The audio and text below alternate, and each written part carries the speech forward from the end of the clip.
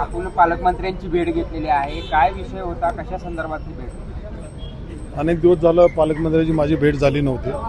नेहमी जेव्हा सोलापुरात येते तेव्हा मी त्यांना भेटतच असतो. तर ते नगरपंचायत, नगरपालिका, अधिवेशन ते बराचसा कालावधी लोटला होता आणि योगायोगाने ते इथं आले आणि त्यावेळेला फोन केला मी की म्हणले आहे मी डागमल्याला जेवण करायला या, असं त्यांनी सांगितल्यावर मला यावं लागलं.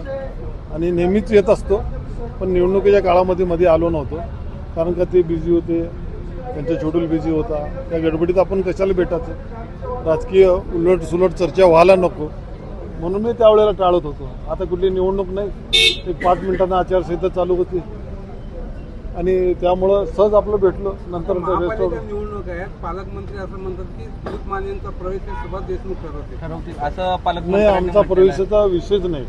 पालकमंत्री का म्हणले त्यांना प्रतिक्रिया काय दिली मी नव्हतोच आणि माझ्याबद्दल चर्चेचा तिथं विषयच येत नाही. माझ्यासमोर कोण बोललं नाही आणि मीही त्यांच्यापुढं आज विषय काढलेला नाही. आणि आपण नेहमी तेच बोलणं बरोबर नाही आहे की आपली पद्धत तशी आहे काम करण्याची. सर्वसामान्य लोकात राहत असतो आणि त्यांनाही माहीत होतं आहे की आता महानगरपालिका निवडणूक लागण्यावर माझी आवश्यकता वाटू दे नाही वाटू दे, पण मी आज विषय नाही काढला त्यांच्यापुढे. कार्यकर्त्यांची निवडणूक आहे, आपण कोणता पक्ष म्हणून ही निवडणूक? नाही, मी सध्या शांत आहे. मी कुठल्या पक्षाचा असं निर्णय नाही घेतला. मी आता आचारसंहिता लागती, निवडणुकीची प्रक्रिया सुरू होती, त्यावेळेला कार्यकर्त्याचं परत विचार विनिमय घ्यावं लागेल ना ह्या स्टेजला. आपण त्यावेळेला घेतल्यावर आपण ठरवू म्हणजे आपण काय करायचं, भूमिका घ्यायची.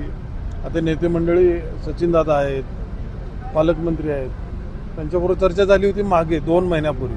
त्यानंतर मी त्या विषयाला हातच घातलेला नाही. पालकमंत्री साहेब आज माध्यमांशी बोलताना म्हणतायत की तुमच्या पक्ष प्रवेशाचा निर्णय हे बापू घेतील, बापू ठरवतील.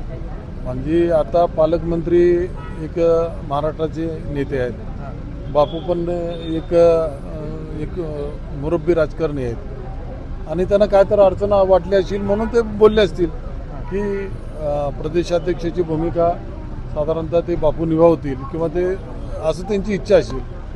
म्हणजे बापूला इनडायरेक्टली त्याने सांगितलं असेल दिलीप माने काय करायचं तुम्ही ठरवा म्हणून, त्याबद्दल त्यांचं मत असेल. पण माझं वैयक्तिक तसं कुठलं मला कुणाबद्दलही काय बोलायचं नाही.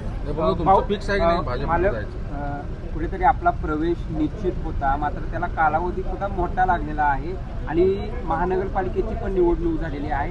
काय दुसऱ्या पक्षाचा विचार होऊ शकतो का या गोष्टी? नाही, माझा दुसऱ्या पक्षात मी कुठं जाणार नाही. कुठं दुसऱ्या पक्षाचा माझ्या डोक्यात विचार पण नाही आहे.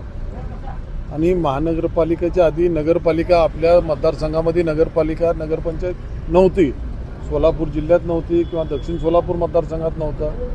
त्यामुळं आणि ते एवढा बिझी शेड्यूल असताना माननीय प्रदेशाध्यक्ष असू दे किंवा मुख्यमंत्री असू दे, अशा वेळेला आपण आपलं घोडं दामटणं बरोबर नाही आहे. मग आज पालकमंत्री नागपूरवरून आले, मग मी सहज फोन केला आहे म्हणले रेस्ट हाऊसला या. ह्या पक्षीय राजकारणामुळं आपण दोस्तीत दुरावा कशाला निर्माण करायचं आणि कुणाला न भिवून कशा डाग बंगल्यावर नाही याचं असं कुठं असतंय का? मी माझी भूमिका असते, मी पालकमंत्र्याशी माझी मैत्री आहे, सचिनदादाशी आमचे संबंध चांगले आहेत. त्यांना भेटणं आणि राजकीय दोन्ही गोष्टी वेगळ्या आहेत, त्यामुळं त्याचा काय विषय अजून झालेला नाही. म्हणजे इनडायरेक्टली तुमच्या पक्ष प्रवेशाला जे आहे त्या बापूंच्या समर्थकांनीच विरोध नोंदवलेला आणि आज त्याच बापूंकडे तुमच्या पक्ष प्रवेशाची धुरा दिलेली आहे. आता माननीय पालकमंत्री साहेबांनी कुठल्या हेतूने बोलले ह्याचं मला माहीत नाही. पालकमंत्री आहेत, त्याचा अर्थ कसा आहे, पालक हे त्याच्यासाठीच नाव असतं आणि ते एक वेगळ्या पद्धतीनं भावनेनं म्हणले असतील की त्यांची हेतू चांगला असेल असं मला असं वाटतंय. पण मी ते तर प्रत्यक्षात नव्हतो, तुम्ही म्हणलं आहे त्याच्यावर माझा विश्वास आहे. काय बोलले असतील ते पालकमंत्र्यांना मी काय विचारलेलं नाही. मी आता सध्या कुठल्याही पक्षात नाही आहे, सध्या स्थिर आहे मी.